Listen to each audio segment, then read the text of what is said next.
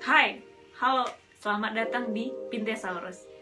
Pada episode sebelumnya gue udah sempet ngejelasin sedikit pengertian tentang wisatawan. Jadi pada episode kali ini gue bakal ngebahas tentang tipologi wisatawan. Seperti apa penjelasannya, tonton terus videonya. Menurut buku Prof. Pitana dan Suryadiarta dijelaskan bahwa wisatawan dapat diklasifikasikan dengan menggunakan berbagai dasar. Jika menurut Murphy, dasar klasifikasi wisatawan dibagi menjadi dua, yaitu atas dasar interaksi dan atas dasar kognitif normatif. Pada tipologi atas dasar interaksi, penekanannya lebih pada sifat-sifat interaksi wisatawan dengan masyarakat lokal. Sedangkan atas dasar kognitif normatif lebih menekankan pada motivasi yang melatar belakangi perjalanannya. Menurut Cohen, wisatawan dapat diklasifikasikan atas dasar familiarisasi dari daerah yang dikunjunginya, serta tingkat pengorganisasian perjalanannya.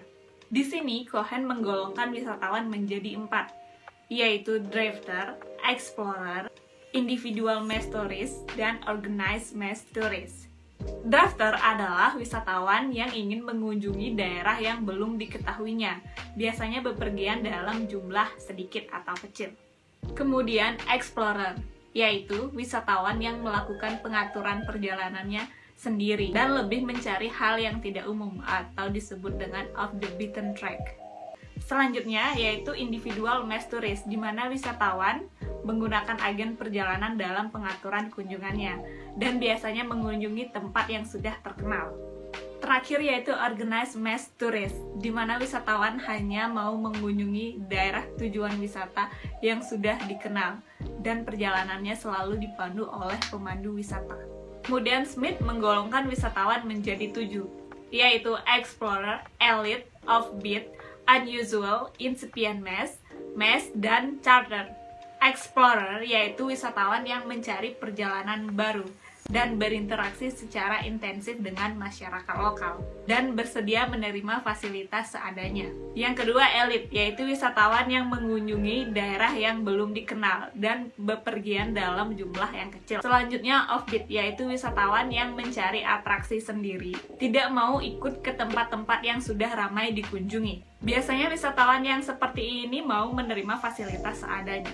Selanjutnya, unusual, yaitu wisatawan yang mengambil aktivitas tambahan untuk mengunjungi tempat-tempat baru dan melakukan aktivitas yang agak beresiko. Kemudian, incipient mass, yaitu wisatawan yang melakukan perjalanan secara individual atau dalam kelompok yang kecil, mencari daerah tujuan wisata yang mempunyai fasilitas standar dan masih menawarkan keaslian atau authenticity.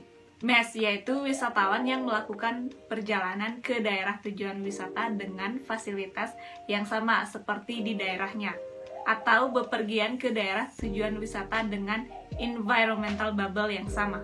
Yang terakhir, charter, yaitu wisatawan yang mengunjungi daerah tujuan wisata yang mirip dengan daerah asalnya dan biasanya hanya untuk bersantai dan bersenang-senang. Mereka bepergian dengan kelompok yang besar dan meminta fasilitas berstandar internasional.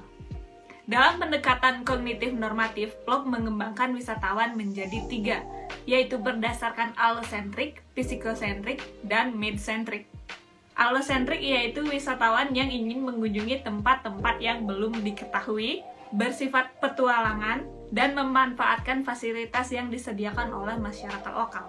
Selanjutnya yaitu psychocentric, yaitu wisatawan yang hanya mau mengunjungi daerah tujuan wisata dengan fasilitas yang sama seperti yang ada di negaranya dan memanfaatkan fasilitas dengan standar internasional. Yang terakhir yaitu mid-centric, yaitu terletak antara allocentric dan psychocentric. Sekian pembahasan gue mengenai tipologi wisatawan menurut para ahli. Jadi, sampai jumpa di Pintesaurus selanjutnya. Bye-bye. Ceku.